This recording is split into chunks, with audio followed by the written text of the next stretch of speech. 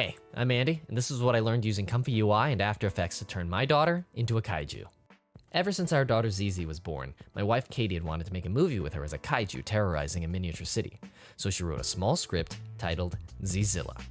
And once Zizi was about 1 and walking well, Katie then started spending her free time piecing together a cardboard city with her art director friend Will. On the day of the shoot, I had planned to light the scene with one bright total lamp as a directional source emulating the sun. But we knew that we didn't have much time with our star talent before she'd get tired, so we had to work very fast. And this meant skimping on a lot of proper green screen lighting and other important tasks for VFX work like clean plates and textures. The space was also tiny, and those lights get very hot. But we made do, and I crossed my fingers it would be easy enough to composite later, especially because most of the shots were locked off. Surprisingly, we actually had a lot of trouble getting her to destroy any buildings, as she had just started learning to walk and had already internalized not bumping into things she shouldn't. So we had to start planting chocolates and cell phones inside buildings to get her to want to dig around inside of them. But eventually we got all our shots in the can, and it was a wrap on the day. We got some nursery shots about a month later, although she looked way older to us already, and then 8 months later we finally shot our news anchors, plus an extra shot with me. And now, it was time for post. I really had no idea how I was going to do the background plates. I had some loose vision of maybe just photoshopping more buildings out of screen grabs, but I knew I was going to have trouble with matching the perspectives and keeping things from looking copy-pasted. Now, I've never been opposed to generative AI tools, but I knew consistency was going to be a huge issue if I was generating multiple scenes and angles. But I also never really given them a fair shake in a production workflow, so I thought it was time to finally see how they could do.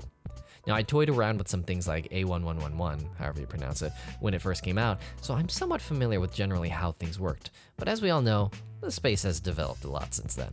I figured as a test, why not just throw one of the stills into Google Gemini's Nano Banana and see what happens? And, well, it actually really surprised me how good it was first shot. And it makes sense. The basic premise of generative AI is matching and filling in information based on context, so set extension is probably one of the easier things for them to do.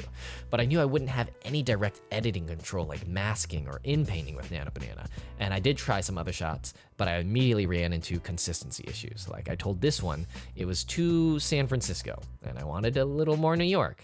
And so it added 2 Katz's Deli signs and a Times Square sign. Also, the texturing and everything is wrong, but it was just a funny thing. So I knew if I wanted in-painting controls, I'd have to finally look into ComfyUI, the main open source UI for local generative workflows.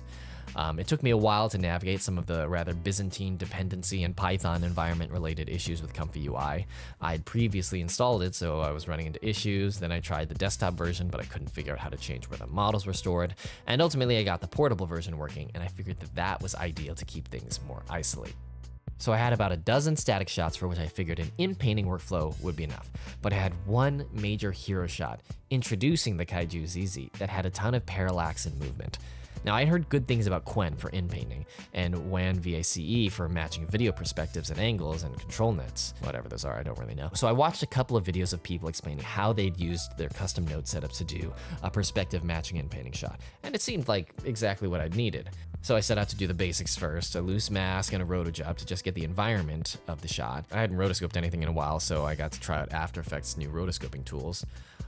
Except of course after that I couldn't get these VACE workflows to work. Now I don't know if my GPU was underpowered or I just didn't have enough VRAM, but I could not get these custom workflows to work in any sort of meaningful amount of time. So I made a decision and decided I'd work on the static shots before I came back to try out the moving hero shot. And this was kind of a triage decision. I knew I could probably at least do the background plates for all the static shots, but in case I really couldn't figure out how to get a good plate for the hero shot, that I wouldn't want to spend much time on it anyways. Because I can always cut the hero shot if I really wanted to, but I need the rest of the shots. In the end, I was able to figure out a solution to making a plate for the hero shot, but doing it at the end meant that I would need to redo all of the static shots again for continuity to match the hero shot. But here is generally how most of the static shots went. First, a lot of good old-fashioned keying, rotoscoping, and masking. I don't do rotoscoping super often, so it's always a little haphazard and piecemeal as heck. You remember how the screen was lit terribly? There was a lot of garbage masking and other janky solutions, but ultimately, I got something pretty passable. Then I would screenshot a reference image, and I'd take that into the Quen in-painting workflow, paint out the green screen, and roll the prompting dice. This is where I started understanding more the importance of prompting and negative prompting. It's sort of hard to describe everything you want in an image, but it's easy to describe what you don't want every generation as you see it. So as I gave it more parameters, the plates actually started looking not half bad. They, sort of blended in. And maybe it was to my advantage that the foreground elements were sloppy, makeshift cardboard elements, because it meant a lot of the AI sloppiness in the background was a lot less noticeable. But also more importantly, that blending the real footage meant that you didn't even really focus on the fake stuff as much anyways, you know?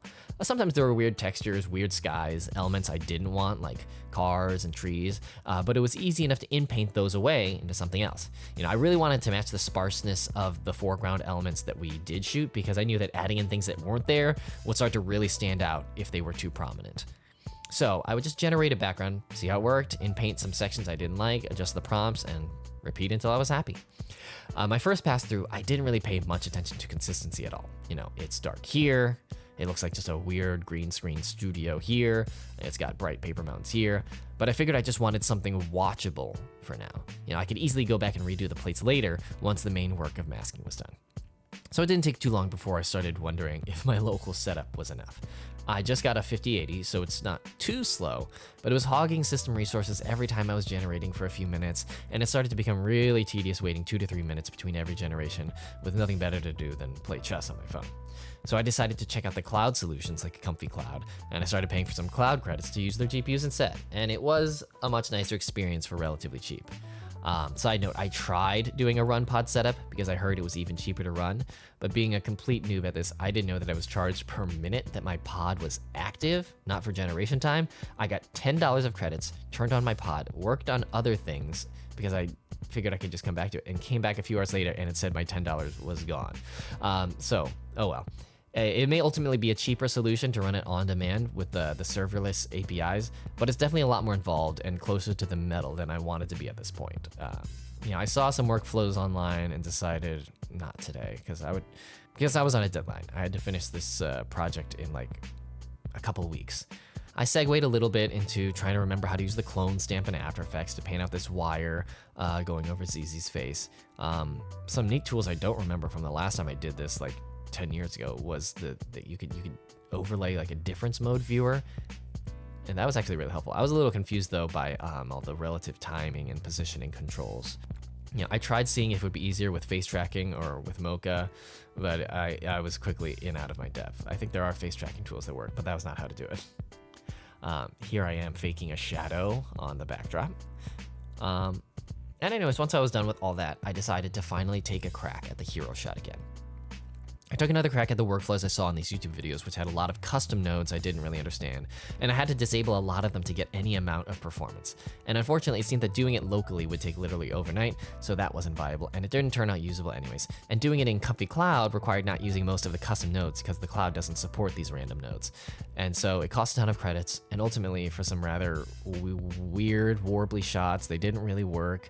There was weird artifacts and, you know, nightmare fuel creatures. Sometimes it matched aesthetically, but it wasn't perfect about understanding the geometry and physics of the scene. So after banging my head against the wall for a few days, Katie suggested maybe Blender. You know, after watching some procedural generation videos online, I thought, heck, why not?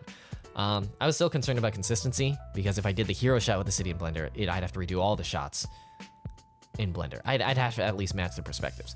But I already probably had to go back and redo all the static shots anyways, so maybe that was the right way to do it. Just make the city once, and then match all the perspectives. Well, then I'd have to do all this relighting and texturing and modeling, but you know, I figured what did I have to lose by trying? So first, camera tracking, which I was already pretty familiar with from all I did with a previous video. Tip from me, sometimes you have to reset the optical lens distortion estimations to get a good tracking, because it uses the current settings as a jumping off point, so if they're wildly off, they will continue to be wildly off. Once I got the tracking error down to an acceptable level with a lot of tracker tweaking because of how much occlusion there was, it was time to start trying to build the city. And this part was actually kind of easy. There were a lot of YouTube tutorials on geometry nodes. It's pretty fun and powerful, I could imagine, if you get into it. But the ultimate problem that was dissatisfying for me, again, was texturing. I wasn't sure at this point how to make all the textures match the shot I already had. And even then, it would already be, it would just be like sort of this uniform texture unless I went in and started hand painting things, and I wasn't ready for that yet either. I did try AI tool Meshify that I kept getting targeted ads for, and I thought it was awful. I mean, it's cool because it did create like a model that sort of worked of the city, but it was just not useful for me. It did not work. I don't know. I didn't like it. Maybe eventually it will be more useful for me. But then I also recalled camera projection, where you take a 2D image and you project it onto a 3D object. That could be an interesting technique to learn in Blender. So I watched the tutorial videos and I built a building modeled off of my reference image, and then I could not get it to work. I am not sure what went wrong. It just turned the object black. It's possible my previous experiments with geometry nodes messed something up. I tried adding lights. I was trying a bunch of things. I was trying as much as I knew in Blender, which is not a lot. And I didn't have the bandwidth to troubleshoot this, so I gave up on this too. But the more I thought about it, the more I was like, you know what? I have this 2D reference plate for the hero shot. Maybe I can just camera project this in After Effects. Like, I just chop the plate up and start rearranging it in 3D space. I'd done a lot in After Effects before, so this was more familiar to me, and I think it would work.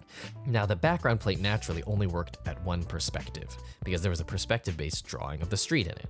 So I would need to separate the street onto its own plane as well, besides adding some extra sky replacement. First, I took the street and I basically aligned it so it looked correct, except now it was in 3D. And then I duplicated and masked off just the street, and then I perspective aligned that to be orthogonal using CC Power Pin on stretch. And then I placed that on the ground plane in 3D. And then I used CC Power Pin again to tweak it until it matched pixel perfect with its 2D equivalent. So once that was done, the benefit of that, I now had a street that worked at different angles. But then I started running into more issues along the edge of these planes where they met the background plane and where the perspective was incorrect. So I thought, well, I've done the ground plane already. Why don't I just start doing some buildings in the vertical plane as well? And the nice thing about just adding buildings from scratch is that they don't have to be pixel perfect. They just have to be in the right spot and cover what I needed them to. And now I was practically modeling and building another city in After Effects instead of Blender. And while that annoyed me as an idea, it was what I was working with. I ended up constructing buildings that covered the street on both sides of the street, as well as another few buildings that covered up really annoying spots that I hadn't managed to key or rotoscope effectively because of all the occlusion and bad lighting. While some manual masking was easy enough with the flat square buildings, it was kind of a tedious process, and I didn't want to keep doing it for every corner and everything, and I think in some places it just looked better to have a building instead.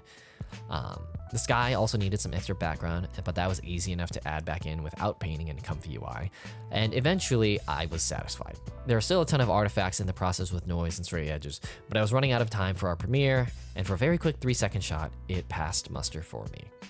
Now I had the problem of consistency. The shots varied so much scene to scene, I'd need to go back and redo all the other plates to match the hero shot. But luckily, since the bulk of the masking work was done, and I also had an idea of what I wanted as a reference from the hero shot, this process was relatively quick.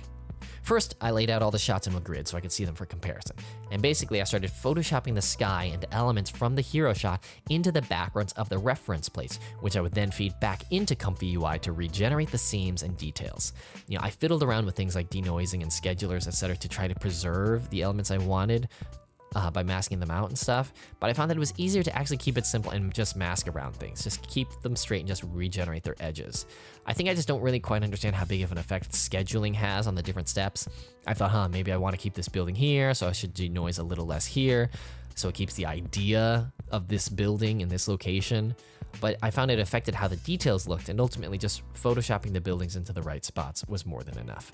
It didn't need to be perfect continuity, since there were no back-to-back shots in the edit. Basically, we always bounced back to the news anchors. I just needed to suggest the same location, which is why ultimately just keeping the sky the same sort of gray glow worked. And eventually everything was done, and it was time for sound design and coloring. I'm not the greatest colorist, and with the low color fidelity of the generated content, I didn't want to push much harder than just some simple contrast. Here's a silly shot where I comped myself in a window using Meshy AI. And Neat Video's reduced noise worked wonders for the dark footage of the baby in the crib. It was really noisy originally. I'd also used ComfyUI to extend the desk and create the background for the news anchors. I got targeted ads from this other color correction AI, Imagen, and I really didn't like how it worked either. It felt too, I don't know. It's just hard to work with these things that are kind of packaged all at once and you can't really tweak them. I also tried out Premiere's beta for coloring, but because I think I needed to get the beta of the After Effects for dynamic link and all that stuff, I was just like, not right now. I don't want to troubleshoot Premiere right now. Anyway, some of the final details that I think really brought things together were actually these news overlays. These extra cardboard details just sort of tied everything together a little more. And they also drew the eyes away from studying the backgrounds too much. The shots were all short enough anyways, but I think it's these little extra details that really helped sell the vibe. Anyways, the final video is online. Hope you enjoyed seeing how this was done, and hopefully you learned a little something about how all of these tools work together.